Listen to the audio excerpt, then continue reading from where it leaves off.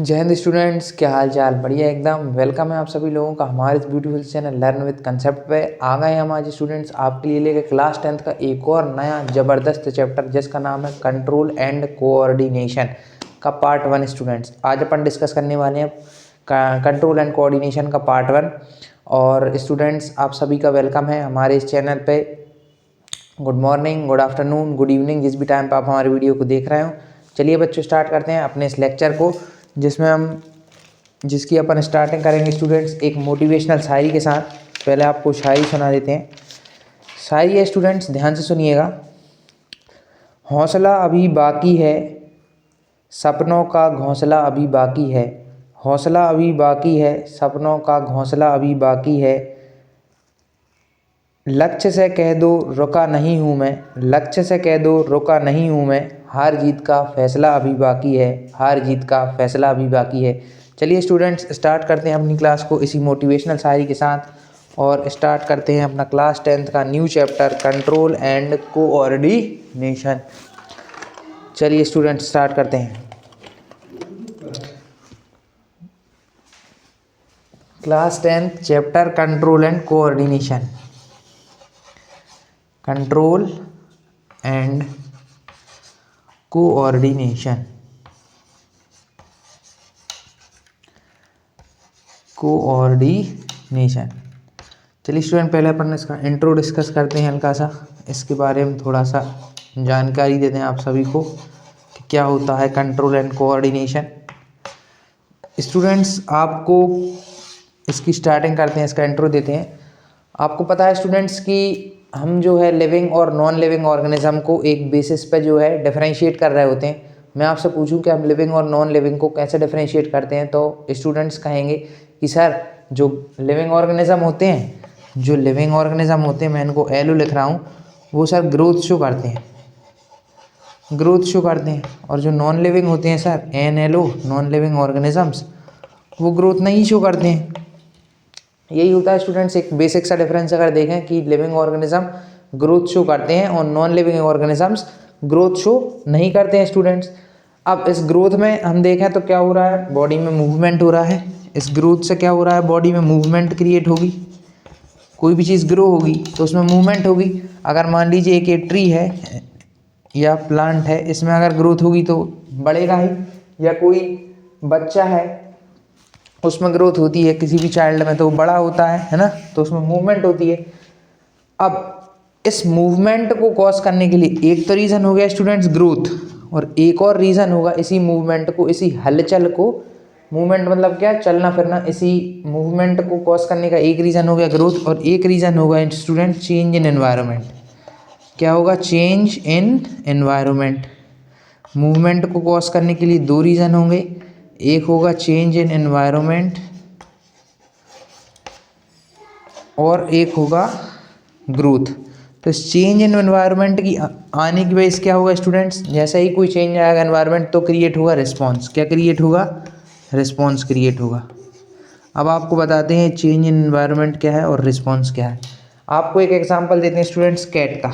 आपको ये वाला क्लियर हो गया होगा कि ग्रोथ से मूवमेंट हो रही है, ग्रोथ होगी तो मूवमेंट ज़रूर होगी, है ना। अब एक कैट का एग्जांपल देते हैं।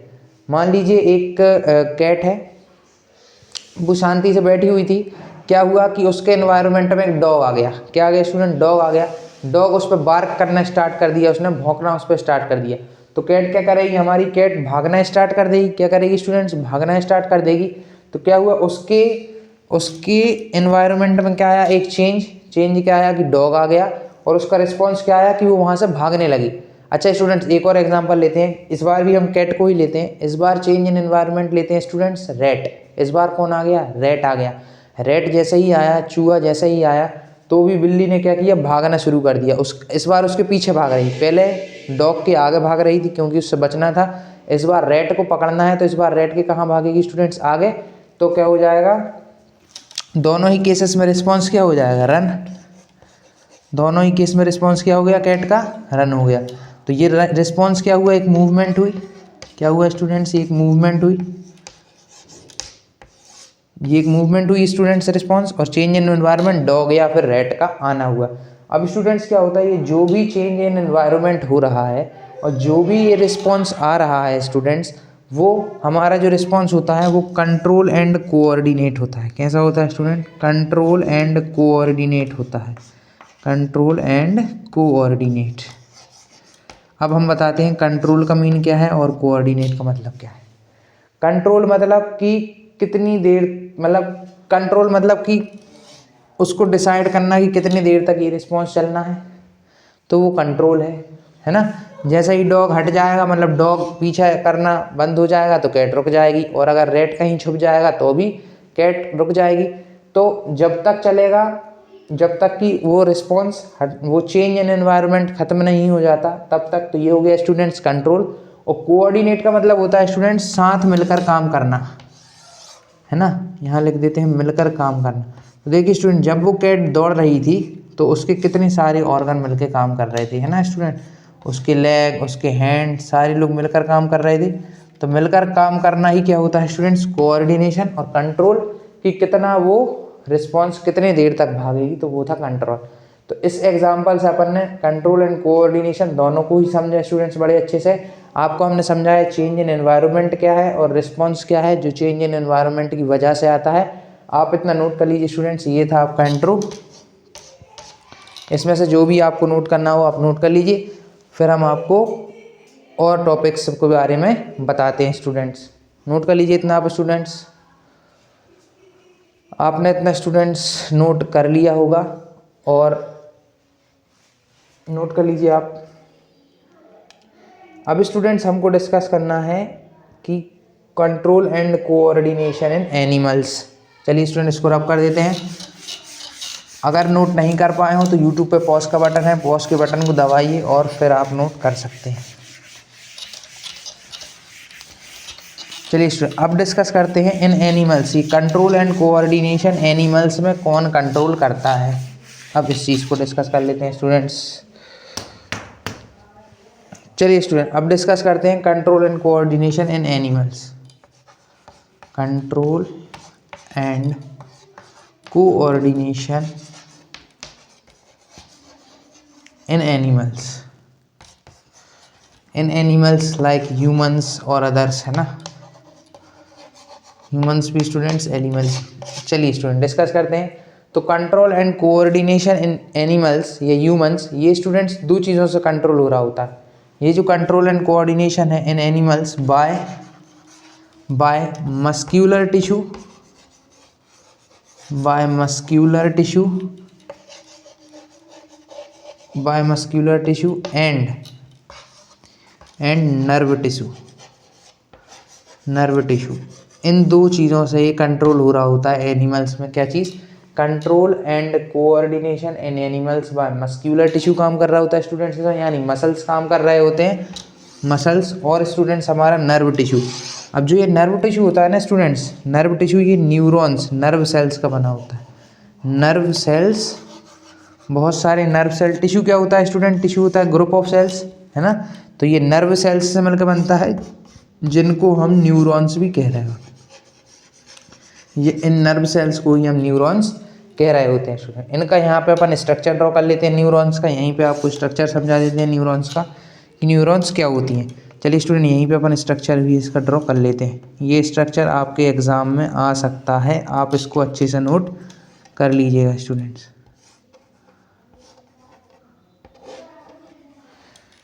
आप इसको अच्छे से नोट कर लीजिएगा स्टूडेंट्स।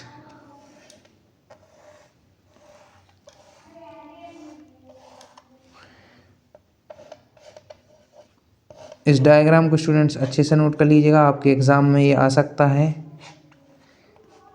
न्यूरॉन का डायग्राम है स्टूडेंट्स। किसका डायग्राम? न्यूरॉन।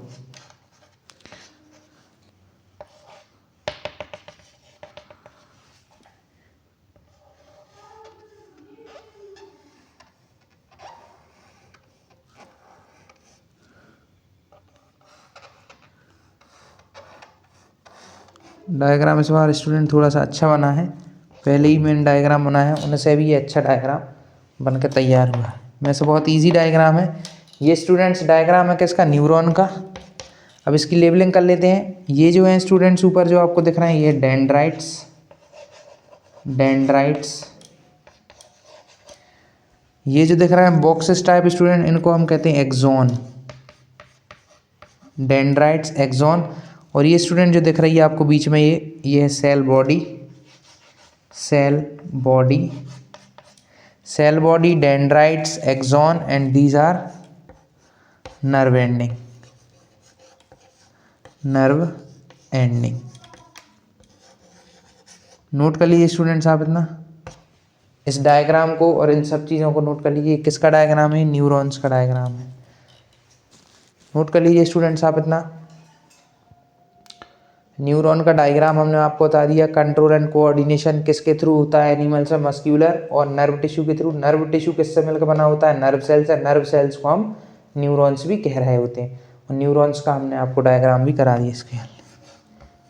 न्यूरॉन्स पेपर में अगर लिखा जाए नर्व सेल का डायग्राम बनाइए तो भी आपको यही डायग्राम बनाना है स्टूडेंट्स।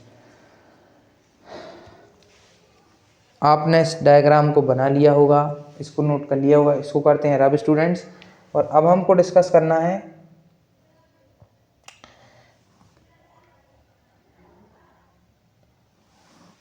चलिए इसको रब करते हैं स्टूडेंट्स। अच्छा स्टूडेंट्स, आपने कि सर ये, हाँ अब आपको हम अब बताते हैं कि कैसे ये इन्फॉर्मेशन इन्वायरमेंट से जाती है बॉडी के अंदर और कैसे फिर ये कॉज करती है रिस्पॉन्स। अच्छा, मैंने अभी आपको बताया था स्टूडेंट्स कि क्या हो रहा था कि चेंज इन एनवायरनमेंट हो रहा था जिससे रिस्पॉन्स क्रिएट हो रहा था। तो अभी दिखाते हैं आपको स्टूडेंट्स की इन्फॉर्मेशन कहाँ से कहाँ जाती है। पहले आप ये नोट करिए जो लिखवा रहे हैं कि all the information on formation from environment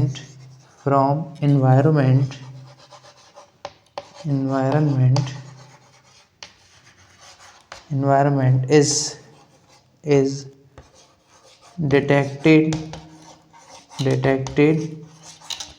by specialized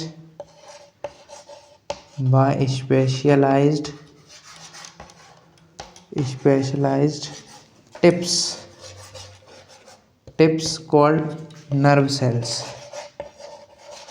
और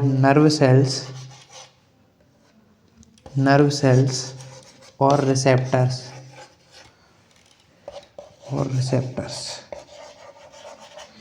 क्या होता है स्टूडेंट कि कोई भी इंफॉर्मेशन, कोई भी चेंज हमारे एनवायरनमेंट में, तो वो इंफॉर्मेशन एनवायरनमेंट की डिटेक्ट की जाती है, उसका पता है मतलब उसको डिटेक्ट किया जाता है उस इंफॉर्मेशन को किन के थ्रू? स्पेशलाइज्ड टिप के थ्रू, जिन्हें हम नर्व सेल्स कहते हैं, और रिसेप्टर्स। अब हम आपको बताते हैं नर्व सेल तो हमने आपको बता दिया क्या होता है, हम आपको बताते हैं रिसेप्टर्स क्या होता है। स्टूडेंट्स, हमारी बॉडी के अंदर बहुत सारे सेंस ऑर्गन्स होते हैं। आपको पता होगा सेंस ऑर्गन कौन कौन से होते हैं, हम आपको लिखवा देते हैं। सेंस ऑर्गन्स हमारी बॉडी में होते हैं। उन सेंस ऑर्गन से ही सेंस हो रहा होता है कि क्या एनवायरनमेंट में चेंज आ रहा है, जैसे कि ईयर्स, आइज, नोज, स्किन, और एक और होता है स्टूडेंट्स आइज, ईयर, नोज, टंग। तो ये जो होते हैं स्टूडेंट्स हमारे, ये कौन से होते हैं ऑर्गन? ये सेंस ऑर्गन होते हैं। तो जो स्किन होती है या फिर कोई भी सेंस ऑर्गन हो, इन सेंस ऑर्गन्स पे स्टूडेंट्स क्या पाए जाते हैं? रिसेप्टर्स पाए जाते हैं। जैसे मैं अगर बात करूँ मेरे हैंड पे, तो इस हैंड पे रिसेप्टर्स, यहाँ फिंगर्स पे रिसेप्टर्स होते हैं। जैसे ही हम किसी हॉट ऑब्जेक्ट को टच करते हैं या फिर किसी निडल को टच करते हैं, तो हमारे ब्रेन को मैसेज पहुंचता है कि हमने किसी गर्म चीज़ को टच किया है या एक निडल, एक शार्प थिंग को टच किया है। तो वो मैसेज किसके थ्रू जा रहा होता है? कौन डिटेक्ट कर रहा है उसको? रिसेप्टर्स या फिर नर्व सेल्स। पहले रिसेप्टर्स इसको डिटेक्ट करते हैं, वहाँ से ये कहाँ चला जाता है? नर्व सेल्स चला जाता है। तो पहले कौन डिटेक्ट कर रहा होता है? रिसेप्टर से डिटेक्ट हुआ और फिर ये नर्व सेल्स से कहाँ जाएगा स्टूडेंट्स? ब्रेन की ओर जाएगा। ये मैसेज कहाँ जाएगा? ब्रेन की ओर। हमारा थिंकिंग पार्ट कौन होता है? Brain. Decision making part brain होता है, तो वहीं पे जाएगा ब्रेन के पास और फिर ब्रेन ही बताएगा कि ये क्या है, निडल है या फिर हॉट ऑब्जेक्ट है। तो मैंने आपको बताया सेंस ऑर्गन और मैंने आपको बताया रिसेप्टर्स। अब सेंस ऑर्गन भी स्टूडेंट दो तरीके से होते हैं, एक होते हैं गैस्टेटरी और एक होते हैं olfactory. All factory receptors, sorry मैं सेंस ऑर्गन कह रहा था, ये रिसेप्टर्स होते हैं। एक होते हैं ऑल फैक्ट्री रिसेप्टर्स और एक होते हैं गैस्टेटरी।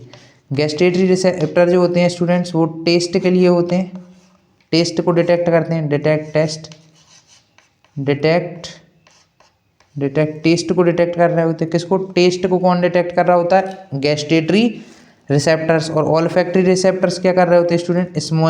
स्मेल को डिटेक्ट कर रहे होते हैं। किसको डिटेक्ट कर रहे होते हैं? स्मेल। यानी स्मेल अच्छी आ रही है या बुरी, ये कौन से रिसेप्टर डिटेक्ट करेंगे? ऑल फैक्ट्री रिसेप्टर यानी कि हमारी नोज। और टेस्ट को कौन से रिसेप्टर डिटेक्ट करेंगे? गैस्टेटरी यानी कि हमारी टंग। तो ये दो टाइप के रिसेप्टर होते हैं, आप इतना नोट करिए स्टूडेंट्स। फिर आपको बताते हैं कि ये मैसेज जो हमने डिटेक्ट किया है, ये डिटेक्ट कैसे ब्रेन तक पहुंचेगा। यानी ये इन्फॉर्मेशन जो भी हमने डिटेक्ट करी है हमारे एनवायरनमेंट से, ये कैसे पहुंचेगी स्टूडेंट्स? ब्रेन तक। आपको ये तो पता चल गया कि रिसेप्टर से नर्व सेल पहुंच गई। अब नर्व सेल से हम देखेंगे कैसे पहुंचती। नोट कर लीजिए स्टूडेंट्स इतना, फिर अपन इससे आगे चलते हैं। इसको रब कर देते हैं स्टूडेंट।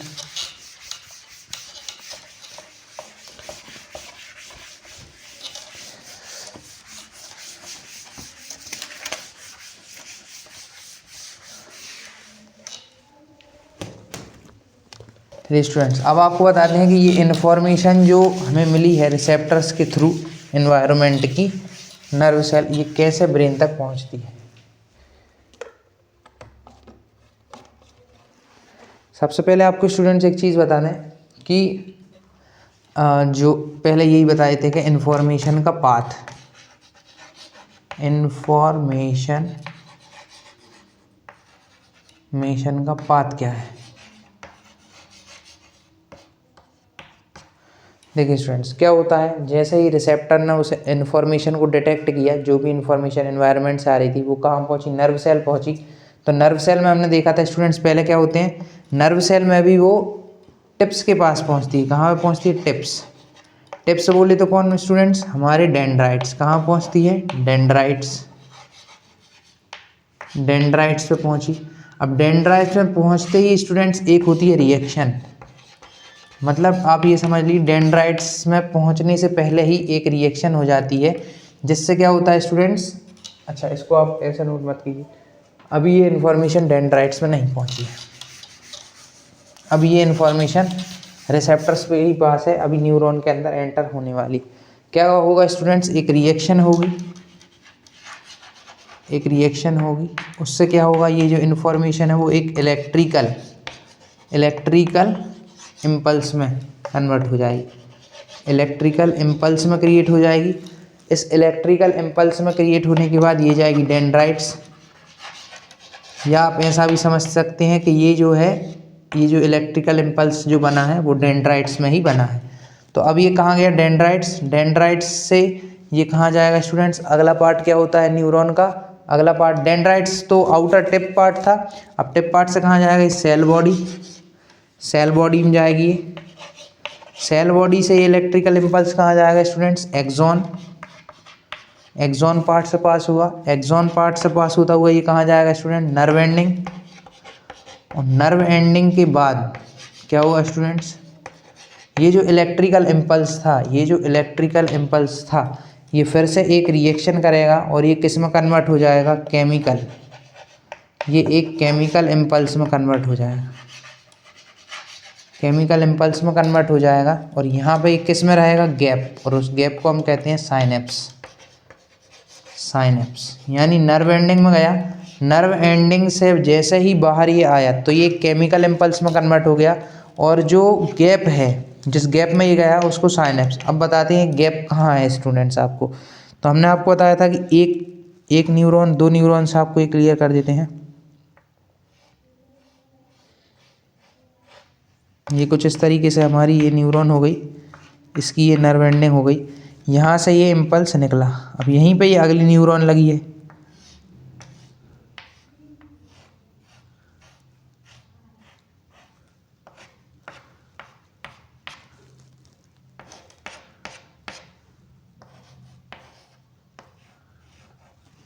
यहाँ पे ये अगली न्यूरॉन लगी हुई, नेक्स्ट न्यूरॉन स्टूडेंट्स। तो देखिए यहाँ से ये जैसे ही निकला, ये जो यहाँ से ये पास हो रहा था ये इलेक्ट्रिकल इम्पल्स, यहाँ पर ये डेंड्राइट में क्या हुआ था, ये जो इन्फॉर्मेशन थी वो इलेक्ट्रिकल इम्पल्स में कन्वर्ट हो गई थी। कहाँ पे, डेंड्राइट्स में। फिर ये सेल बॉडी से पास हुई, आगे जा रही थी, सेल बॉडी से पास हुई, एक्सॉन से पास हुई, नर्व एंडिंग से जैसे ही बाहर निकली तो ये जो गैप दिख रहा है ना स्टूडेंट्स आपको, दो न्यूरॉन सेल के, दो नर्व सेल के बीच में जो गैप है, इसी गैप को हम स्टूडेंट्स क्या कह रहे हैं, साइनेप्स कह रहे हैं। इसी गैप को हम साइनेप्स कह रहे हैं। और इसी गैप में ये स्टूडेंट्स, ये जो इलेक्ट्रिकल इम्पल्स था वो एक केमिकल में कन्वर्ट हो जाता है। किस में कन्वर्ट हो जाता है स्टूडेंट, केमिकल में। केमिकल में कन्वर्ट होने के बाद फिर ये दूसरे वाली न्यूरॉन की डेंड्राइट्स में चला जाता है और फिर से किस में कन्वर्ट हो जाता है, इलेक्ट्रिकल इम्पल्स। तो ऐसे स्टूडेंट्स इसका पासेज होता है कि पहले एक न्यूरॉन में गए, एक न्यूरॉन की डेंड्राइट से सेल बॉडी, सेल बॉडी से एक्सॉन, एक्सॉन से नर्व एंडिंग, फिर नर्व एंडिंग से जैसे ही ये इम्पल्स बाहर निकलता है तो एक केमिकल में कन्वर्ट हो जाता है, केमिकल इम्पल्स में। फिर ये केमिकल से जैसे ही दूसरे नर्व सेल की डेंड्राइट्स पे पहुंचेगा फिर से ये इलेक्ट्रिकल इम्पल्स में कन्वर्ट हो जाएगा स्टूडेंट। किस में कन्वर्ट हो जाएगा, इलेक्ट्रिकल इम्पल्स में। और फिर से वही पाथ चलेगा, electrical impulse, dendrites, cell body, axon, nerve ending, फिर से वही, फिर से साइनेप्स।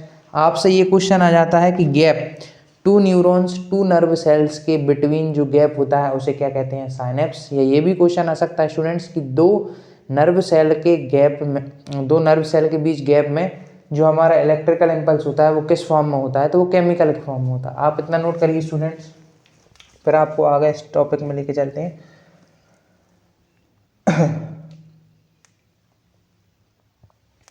और ये प्रोसेस स्टूडेंट जब तक चलती रहेगी जब तक ये ब्रेन नहीं पहुंच जाएगी, और जब तक चलती रहेगी जब तक ये ब्रेन से वापस आके हमारे मसल सेल्स तक नहीं आ जाएगी। आप इतना नोट कर लीजिए स्टूडेंट्स। गैप को क्या बोल रहा है स्टूडेंट, साइनेप्स। गैप को क्या बोल रहा है, साइनेप्स। ये क्वेश्चन आपके बोर्ड्स या आपके एग्जाम्स में आ सकता है। चलिए स्टूडेंट्स, और ये पाथ से रिलेटेड भी क्वेश्चन आ सकता है, पाथ से रिलेटेड क्वेश्चन भी आ सकता है। चलिए स्टूडेंट्स, इसको रब कर देते हैं। पाथ से रिलेटेड ऐसा क्वेश्चन आ सकता है कि उन्होंने फिलअप करके दे दिया कि कुछ पाथ दे दिए, यानी कुछ पार्ट्स दे दिए और कुछ पार्ट्स नहीं दिए। तो ऐसा क्वेश्चन भी आपके एग्ज़ाम पर देखने को मिल सकता है कि इस पूरे पार्ट को फिल करिए। कुछ पार्ट उन्होंने फिलअप में दे दिए, उनमें आपको नेम लिखने पड़ेंगे। चलिए स्टूडेंट, अपना अगला टॉपिक है अब रिफ्लेक्स एक्शन। मैंने आपको बता दिया स्टूडेंट्स कि कैसे जो है ब्रेन तक न्यूरॉन्स से कैसे इन्फॉर्मेशन ट्रांसमिट होती है। अब स्टूडेंट ने आपको दो न्यूरॉन बता देते हैं, टू टाइप्स होते हैं। एक होती है मोटर न्यूरॉन्स और एक होती है स्टूडेंट सेंसरी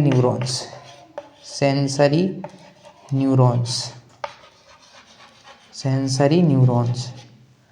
मोटर न्यूरॉन्स जो होती हैं स्टूडेंट्स वो इन्फॉर्मेशन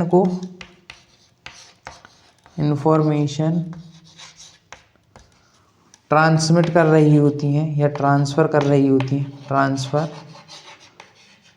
फ्रॉम ब्रेन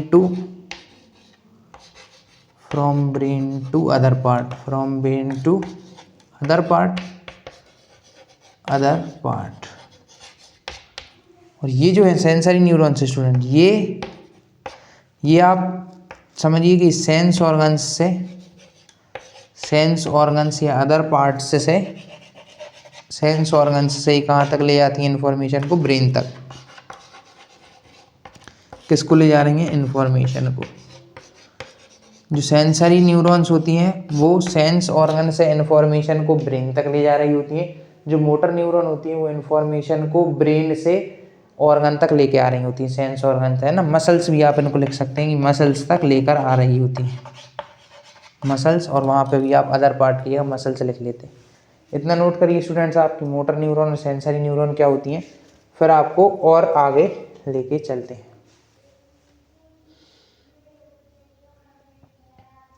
चलिए स्टूडेंट, अब अपना अगला टॉपिक है reflex action and reflex arc. आपने इसको नोट कर लिया होगा। अब स्टूडेंट्स अगला टॉपिक है reflex action and reflex arc.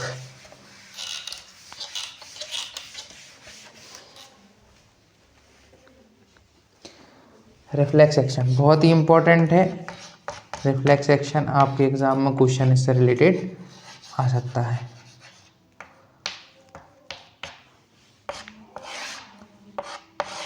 अच्छा स्टूडेंट, रिफ्लेक्स का मतलब होता है सडन। सडन यानी कि एकदम, जल्दी। सडन यानी जल्दी, जल्दी। अब आपको बताते हैं रिफ्लेक्स एक्शन क्या होता है। इसको एक एग्जांपल से बताते हैं स्टूडेंट्स आपको कि रिफ्लेक्स एक्शन कैसे काम करता है। देखिए स्टूडेंट, रिफ्लेक्स एक्शन आपको बताते हैं।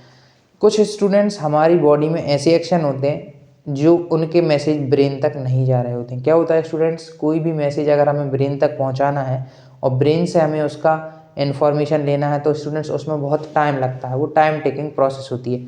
लेकिन हमारे कुछ ऐसे एक्शंस होते हैं, कुछ ऐसी चीज़ें हो रही होती है जिसमें हमें बहुत जल्दी रिस्पॉन्स करना होता है। कुछ ऐसे चेंजेस होते हैं जिनका हमें बहुत जल्दी रिस्पॉन्स करना होता है। जैसे स्टूडेंट्स, हमने एक हॉट प्लेट को टच करा, हॉट प्लेट को टच करा तो हम कितने जल्दी हैंड को हटा लेते हैं वहाँ से, कितने जल्दी अपने हैंड को पुश बैक कर लेते हैं। तो जो है पुल कर लेते हैं अपने हैंड को। तो क्या होता है स्टूडेंट, उसको जैसे ही हॉट चीज़ को हमने छुआ, कितने जल्दी हाथ हटाया। जैसे ही हम किसी निडल या इस शार्प निडल वगैरह पे हैंड रखा जाता है, तो वो जैसे ही हमें चुभती, कितनी जल्दी हाथ हटाते हैं। या फिर हमारी आंखों पे कोई एकदम तेज रोशनी डाल दे तो कितनी जल्दी आंख ब्लिंक कर जाती हैं स्टूडेंट। तो ये जल्दी वाली जितनी भी चीज़ें हैं वो किस में आती है स्टूडेंट, रिफ्लेक्स एक्शन में आती हैं। किस में आती हैं, रिफ्लेक्स एक्शन में आती हैं। इनमें क्या होता है, इन्फॉर्मेशन ब्रेन तक नहीं जा रही होती है, ये इन्फॉर्मेशन स्पाइनल कॉर्ड तक ही जाके वापस आ जाती है। अब स्टूडेंट्स पूछ रहे होंगे कि सर स्पाइनल कॉर्ड क्या है। अभी आपको बताएंगे स्टूडेंट, जब हम सेंट्रल नर्वस सिस्टम डिस्कस करेंगे इस वीडियो में। आप अभी इतना समझिए कि स्पाइनल कॉर्ड जाती है इन्फॉर्मेशन और वहाँ से जल्दी से वापस आ जाती है। रिफ्लेक्स एक्शन में ब्रेन तक इन्फॉर्मेशन नहीं जाती है, इनमें बहुत सडन रिस्पॉन्स आता है, बहुत जल्दी इनमें काम होता है। इसमें जैसे कि एग्जाम्पल है, एक एग्जाम्पल दे देते हैं। When we touch a hot plate, when we touch a hot plate, touch a hot plate,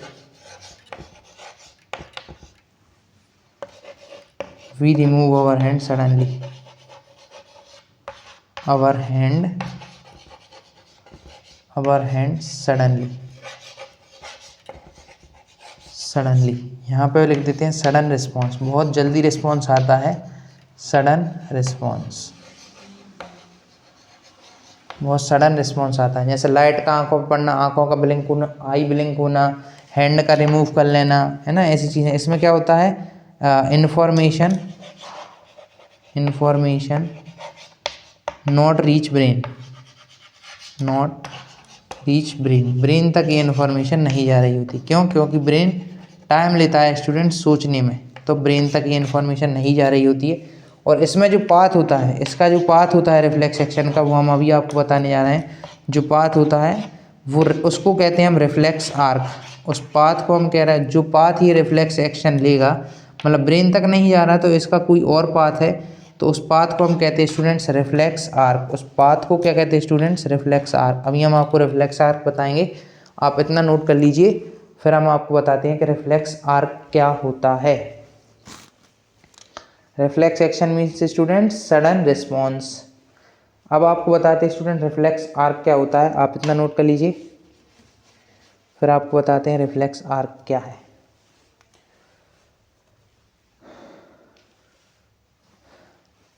और ये रिफ्लेक्स आर्क स्टूडेंट्स हम क्यों ले रहे हैं, क्योंकि इसमें हमें सडन रिस्पॉन्स चाहिए, है ना। सडन रिस्पॉन्स अगर नहीं चाहिए होता तो हम वही पाथ लेते जो पाथ ले रहे थे कि ब्रेन तक इन्फॉर्मेशन जाती और फिर ब्रेन हमें कोई रिस्पॉन्स देता। लेकिन हमें इसमें ब्रेन की ज़रूरत नहीं है, हमें बहुत सडन रिस्पॉन्स चाहिए। अगर इतने में वहाँ तक आएगा, अगर हम ब्रेन ले गए, अगर हम ब्रेन तक इस इन्फॉर्मेशन को ले गए, तब तक तो हमारा स्टूडेंट्स हाथ बर्न ही हो जाएगा। अगर हमने किसी गर्म चीज़ पे हाथ रख दिया और अगर वो इन्फॉर्मेशन ब्रेन तक गई तो इतना टाइम लगेगा कि हाथ हमारा वहीं पे बर्न हो जाएगा, हैंड बर्न हो जाएगा। तो स्टूडेंट डिस्कस करते हैं रिफ्लेक्स आर्क को। आपके एग्जाम में रिफ्लेक्स आर्क का डायग्राम भी आ सकता है। क्या होता है स्टूडेंट रिफ्लेक्स आर्क, थोड़ा सा रफ एक डायग्राम ड्रॉ करते हैं। 2 4 ये 5,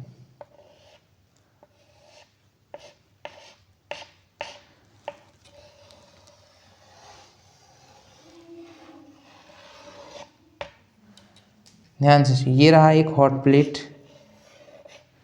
ये रहा हॉट प्लेट जिसको इसने इस हैंड ने टच कर लिया है। अब क्या होगा स्टूडेंट्स, यहाँ से ये इन्फॉर्मेशन जाएगी किस से, कौन सी ले जाएगी इसको? Sensory neuron. कौन सी न्यूरॉन ले जाएंगी? Sensory neuron. ये रहा अपना सेंस ऑर्गन, सेंस ऑर्गन रहा है ना, हैंड स्किन है इधर पे सेंस ऑर्गन।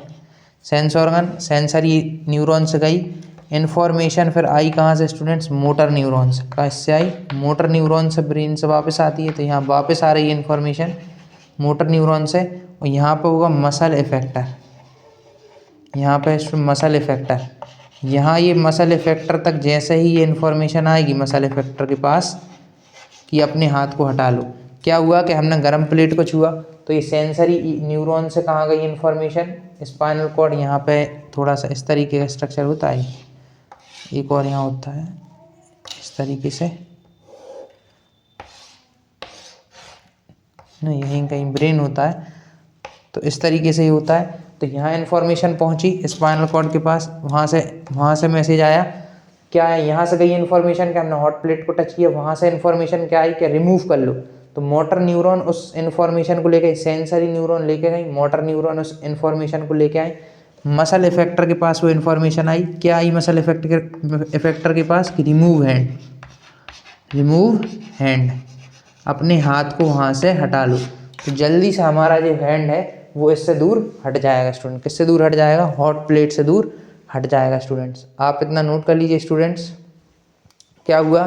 जैसे ही हमने हॉट प्लेट को टच किया तो एक मैसेज गया सेंसरी न्यूरॉन के थ्रू कि हॉट प्लेट टच हुई है ना। फिर वहाँ से मैसेज आया हॉट प्लेट टच हुई है, तो क्या मैसेज आया मोटर न्यूरॉन के थ्रू? हैंड को रिमूव कर लो।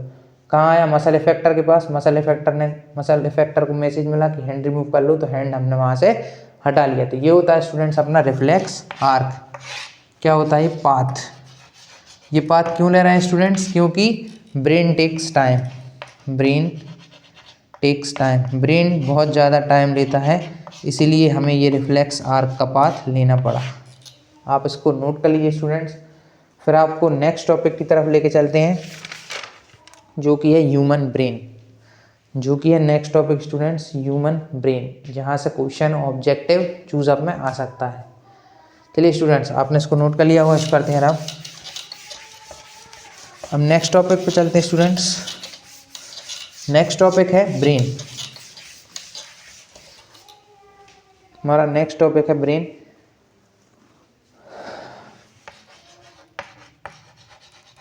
ब्रेन किसका? ब्रेन ह्यूमंस का ब्रेन। तो ह्यूमन ब्रेन डिस्कस करने वाले। इससे पहले स्टूडेंट्स हम आपको बता दें सेंट्रल नर्वस सिस्टम क्या होता है। CNS that is central nervous system. और कुछ कह रहे थे स्पाइनल कॉर्ड क्या होता है, तो वो भी आपको बता देते हैं। सेंट्रल नर्वस सिस्टम जो कि दो चीज़ों से मिलकर बन रहा होता है, स्पाइनल कॉर्ड प्लस ब्रेन, इन दो से मिलकर ये बनता है क्या? सेंट्रल नर्वस सिस्टम, जिसका काम थिंकिंग का होता है। Central nervous system, spinal cord तो रिफ्लेक्स एक्शन में भी हेल्प कर रही थी, और ब्रेन और स्पाइनल कॉर्ड मिलकर ही सेंट्रल नर्वस सिस्टम बनता है। अब स्टूडेंट्स आपको बता दें कि आप कुछ स्टूडेंट पूछ रहे थे स्पाइनल कॉर्ड क्या है, तो ये होता है स्टूडेंट्स क्या लिखें, कंसिस्ट ऑफ नर्व सेल्स। किसका बना होता है? Consist of nerve cells. Nerve cells से मिलकर ये बना होता है स्पाइनल कॉर्ड। स्पाइनल कॉर्ड किससे मिलकर बना होता है स्टूडेंट्स? नर्व सेल्स है, और ये होता है ब्रेन। आप इतना नोट कर लीजिए स्टूडेंट्स। और एक और चीज़ नोट कर लीजिए कि सेंट्रल नर्वस सिस्टम की कम्युनिकेशन या मैसेज का ट्रांसफ़र, कम्युनिकेशन और मैसेज ट्रांसफ़र बात एक ही है। Communication with other parts of body.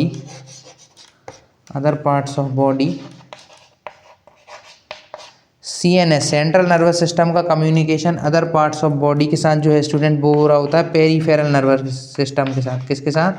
Peripheral nervous system, peripheral nervous system से ये हो रहा होता है। किससे हो रहा होता है? पेरीफेरल नर्वस सिस्टम से। पेरीफेरल नर्वस सिस्टम किस से मिलकर बना होता है स्टूडेंट्स? दो चीज़ों से। क्रेनियल नर्व्स जो ब्रेन से आएंगी, cranial nerves plus spinal nerves,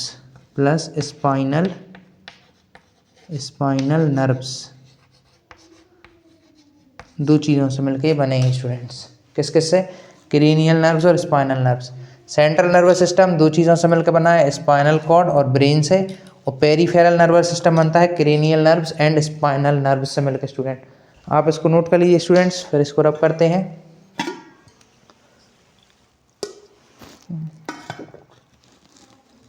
note कर लीजिए स्टूडेंट्स आप इसको, क्रेनियल नर्व्स और स्पाइनल नर्व से मिलकर क्या बन जाता है?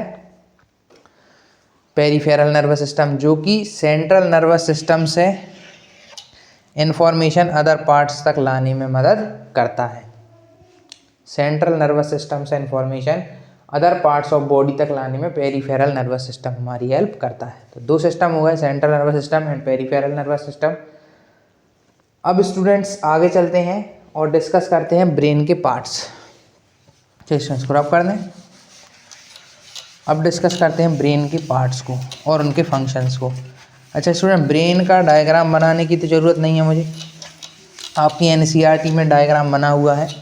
मैं आपको एक एक पार्ट का मतलब एक पार्ट का बता दूंगा कि कौन सा पार्ट कहाँ है, बाकी आप एनसीईआरटी में डायग्राम देख सकते हैं।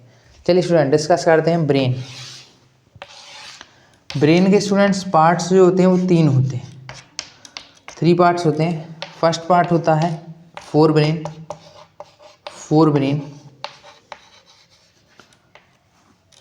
सेकंड पार्ट होता है mid brain. And third part जो होता है वो होता है हाइंड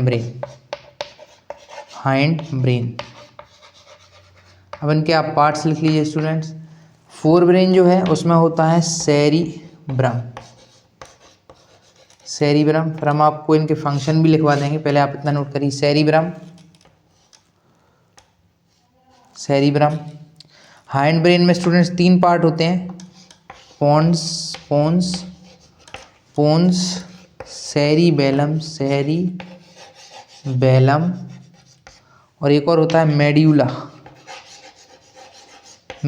ये 3 पार्ट स्टूडेंट्स हो रहे होते हैं, पोन्स, सेरिबेलम एंड मेड्यूला। और मिड ब्रेन ही होता है, उसके कोई पार्ट नहीं होते। फोर ब्रेन का पार्ट सेरिब्रम, मिड ब्रेन ही है। हाइंड ब्रेन में 3 होते हैं, पोन्स, सेरिबेलम एंड मेड्यूला। जो मेड्यूला होता है स्टूडेंट इस तरीके का होता है, सेरिब्रम जो होता है वो कुछ इस तरीके का पार्ट होता है, ये इस तरीके का, और जो हमारा ये होता है सेरिबेलम वो कुछ इस तरीके का पार्ट होता है स्टूडेंट्स। किस तरीके का? इस तरीके का पार्ट होता है ब्रेन में, आप आपकी एनसीईआरटी में देख सकते हैं। तो पोन्स, ये रहा है पोन्स, PONES, ये हो जाएगा आपका सेरिबेलम, ये हो गया आपका मेड्यूला। आप इतना नोट कर लीजिए स्टूडेंट्स कि 3 पार्ट होते हैं ब्रेन के, fore brain, mid brain, hind brain. Fore brain में सेरिब्रम, मिड ब्रेन में कोई पार्ट नहीं है, और हाइंड ब्रेन में 3 part, pons, cerebellum and medulla. अब आपको स्टूडेंट डिस्कस कराते हैं एक एक करके इनके फंक्शंस कि किसका क्या फंक्शन होता है। अच्छा स्टूडेंट, फोर ब्रेन होता है हमारे आगे का जो ब्रेन का आगे का पार्ट होता है वो होता है फोर ब्रेन, और सबसे बड़ा पार्ट भी यही होता है स्टूडेंट्स ब्रेन का। इसका काम स्टूडेंट जो होता है वो होता है थिंकिंग पार्ट। इसका क्या फंक्शन होता है? थिंकिंग का, जैसे इमोशन, मेमोरी, डिसीजन मेकिंग, ये सब देखिए स्टूडेंट। फोर ब्रेन के फंक्शन, फोर ब्रेन में कौन? सेरिब्रम लार्जेस्ट पार्ट है। इसके फंक्शन क्या होता है स्टूडेंट? ये थिंकिंग पार्ट होता है, थिंकिंग पार्ट होता है। तो ये स्टूडेंट्स हमें राइटिंग,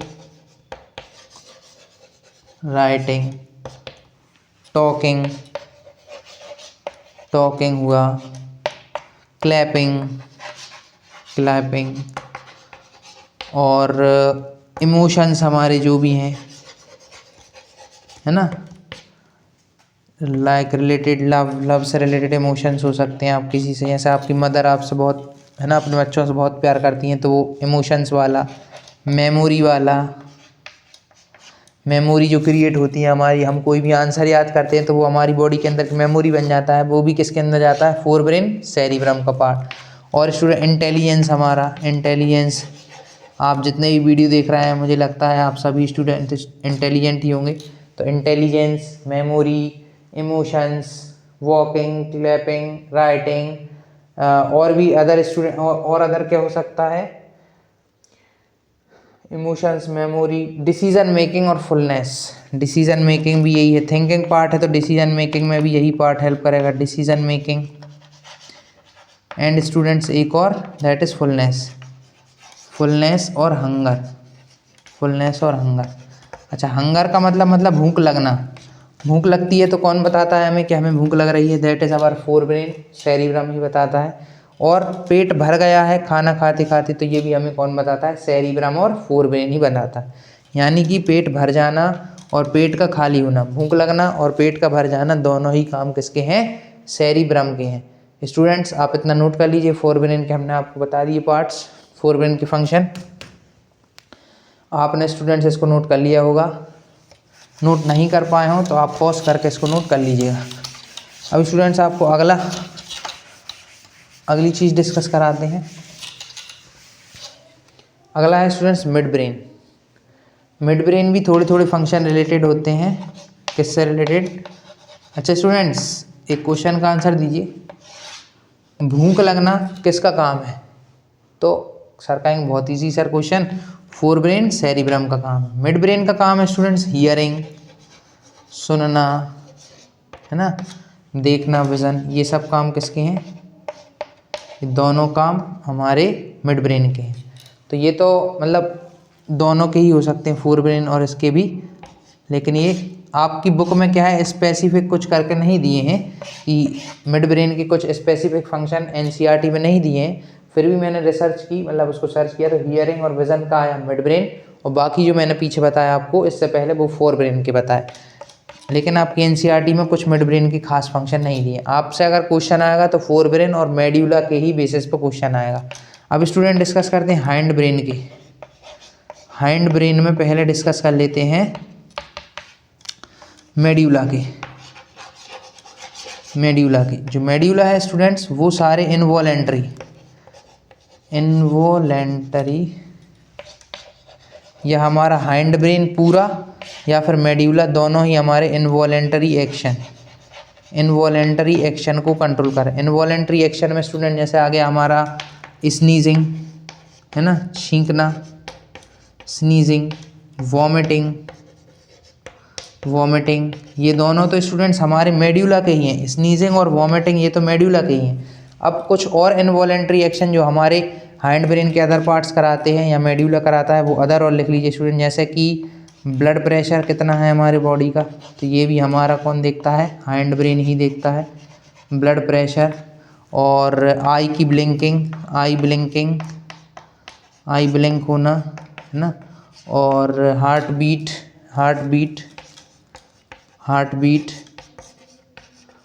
बीट होना, डाइजेशन होना। इन पे हमारा कोई कंट्रोल है क्या स्टूडेंट्स? हम डाइजेशन हमारी बॉडी का रोक लेते हैं। हम खाना तो रोक सकते हैं, लेकिन एक बार बॉडी के अंदर अगर फूड गया तो उसका डाइजेशन हम नहीं रोक सकते, तो ये भी इनवॉलेंट्री है। हार्ट बीट क्या हम रोक सकते हैं? नहीं रोक सकते, तो ये भी इनवॉलेंट्री है स्टूडेंट्स। आई ब्लिंकिंग भी हम नहीं रोक सकते, अगर लाइट आए वो तेज तो आई ब्लिंकिंग। अच्छा, साइज ऑफ प्यूपिल एक और लिखवा देते हैं आपको इसी का, साइज ऑफ प्यूपिल हम आपको स्टूडेंट्स बताएंगे ह्यूमन आई में कि प्यूपिल क्या होता है। अभी आप इतना ध्यान रखिए कि ये जो प्यूपिल होता है वो आई का एक पार्ट होता है। तो साइज ऑफ प्यूपिल चेंज होता है तो वो भी एक इनवॉलेंटरी है, हमारा हाइंड ब्रेन का ही फंक्शन है। स्नीजिंग, वॉमिटिंग मेड्यूला के फंक्शन है। ब्लड प्रेशर, आई ब्लिंकिंग, हार्ट बीटिंग, डाइजेशन, और भी जितनी चीज़ें जो हमारे कंट्रोल में नहीं है वो सारी चीज़ें हाइंड ब्रेन करता है। मेड्यूला के कुछ स्पेसिफिक बताए गए हैं बुक में, जैसे कि स्नीजिंग एंड वॉमिटिंग, ये दो मेड्यूला के इनवॉलेंटरी बताए गए हैं, है ना, जो हमें अच्छे नहीं लगते हैं तब भी हो जाती है। जैसे स्नीजिंग, छींक आना, वॉमिटिंग किसको अच्छी लगती है, लेकिन ये किसके काम होते हैं? मेड्यूला के काम होते हैं। चलिए स्टूडेंट्स आप इनको नोट कर लीजिए क्या क्या फंक्शन है। मेड्यूला और हाइंड ब्रेन इनवॉलेंटरी फंक्शंस करते हैं सारी बॉडी के, इनवॉलेंटरी जितने भी हैं। इनवॉलेंट्री मतलब वो फंक्शन जिन्हें हम कंट्रोल नहीं कर सकते, और वॉलेंट्री फंक्शन वो फंक्शन जिन्हें हम खुद कंट्रोल कर सकते हैं। जैसे हमारे हैंड की मूवमेंट, वॉकिंग, टॉकिंग, ये सब हम कंट्रोल कर सकते हैं, तो ये वॉलेंटरी है। चलिए स्टूडेंट्स, आपने इनको नोट कर लिया होगा। अब लास्ट रह गया है कि हाइंड ब्रेन का एक पार्ट, इसको रब कर देते हैं। हाइंड ब्रेन का एक पार्ट मैंने मेड्यूला के बता दिए और हाइंड ब्रेन के बता दिए। अब एक पार्ट रह गया सेरिबेलम। सेरिबेलम क्या करता है स्टूडेंट्स, बहुत इंपॉर्टेंट है हमारी बॉडी का बैलेंस बनाने में, बॉडी को बैलेंस रखने में, हमें स्ट्रेट बैठने में, स्ट्रेट खड़े होने में, हमारी बॉडी को पोस्चर देने में कि हमारी बॉडी किस तरीके से खड़ी होगी, कैसे क्या होगा, तो ये सब देखता है सेरिबेलम। सेरिबेलम ये भी हाइंड ब्रेन का ही पार्ट होता है। इसके फंक्शन होते हैं, it give posture of the body, posture की खड़े कैसे होना है, बैठना कैसे है, और balance of the body, balance of body.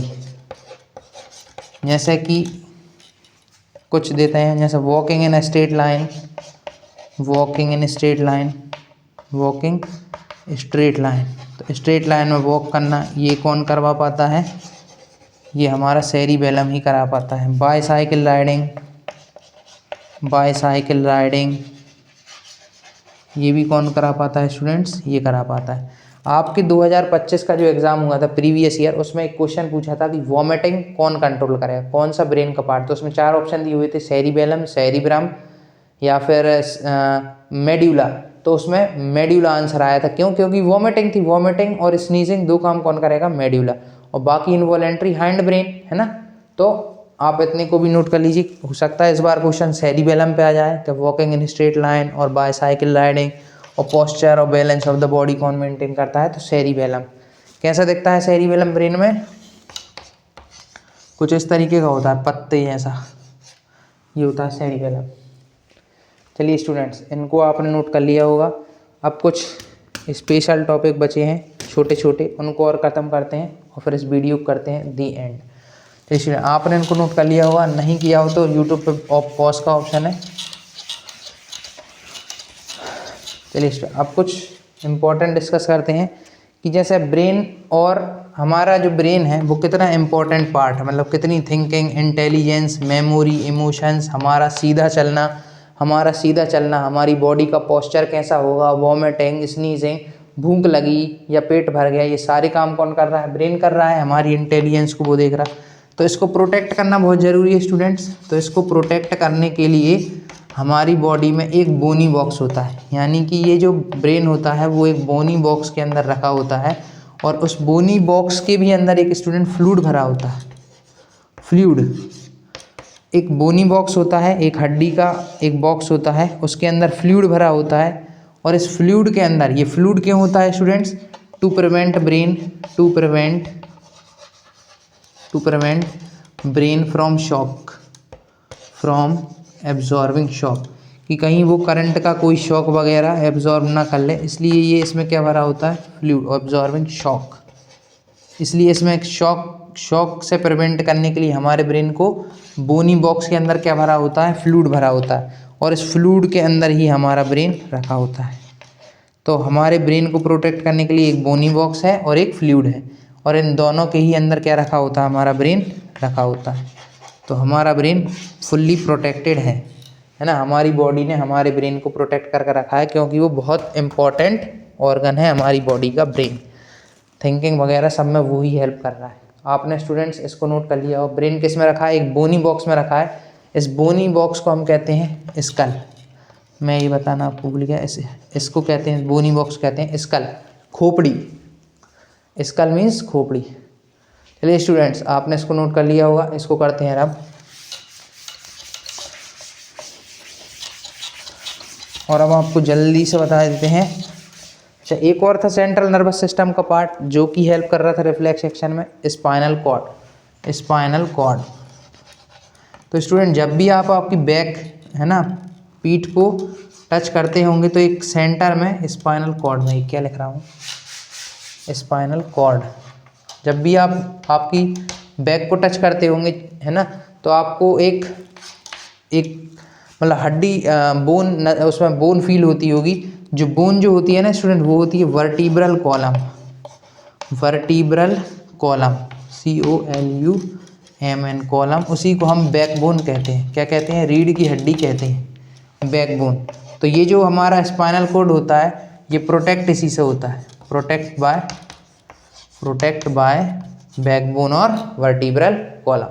तो स्पाइनल कॉर्ड किससे हो रहा होता है स्टूडेंट्स? वर्टिब्रल कॉलम से हो रहा होता है। अब आपको स्टूडेंट्स लास्ट टॉपिक आज की वीडियो का, कि कोई भी इन्फॉर्मेशन ब्रेन से आ रही होती है, कोई भी इन्फॉर्मेशन ब्रेन से आ रही होती है तो हमारी मसल कैसा उनका साइज़ और शेप चेंज कर रही होती है। तो वो बता देते हैं स्टूडेंट्स आपको कि जो हमारी मसल होती है उन पर कोई भी इन्फॉर्मेशन आई, उन पर कोई भी क्या आई, इन्फॉर्मेशन आई ब्रेन से कि आप मूव कर लीजिए हैंड या ये कर लीजिए, तो क्या होता है मसल्स के पास कुछ स्पेसिफिक प्रोटीन होते हैं, मसल्स के पास स्पेसिफिक प्रोटीन्स होते हैं।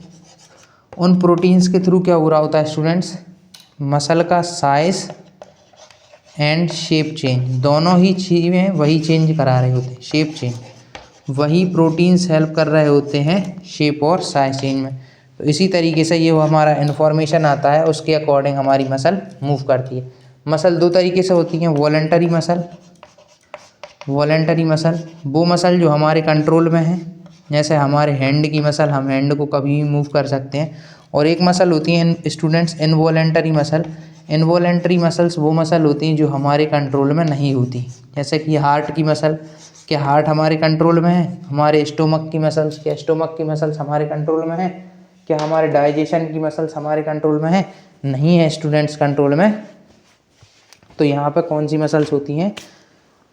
हमारी इनवॉलंटरी मसल्स होती हैं। वॉलंटरी मसल्स वो मसल जो हमारी कंट्रोल में। स्पाइनल कॉर्ड को कौन प्रोटेक्ट करता है? वर्टिब्रल कॉलम और बैकबोन। ब्रेन को कौन प्रोटेक्ट कर रहा है? स्कल, और स्कल प्रोटेक्ट कर रहा है। चलिए स्टूडेंट, आपने इसको नोट कर लिया होगा।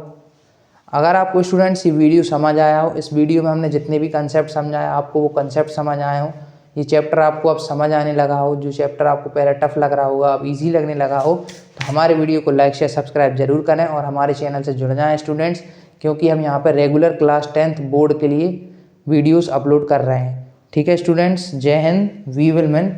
We will meet in next video. Thank you students.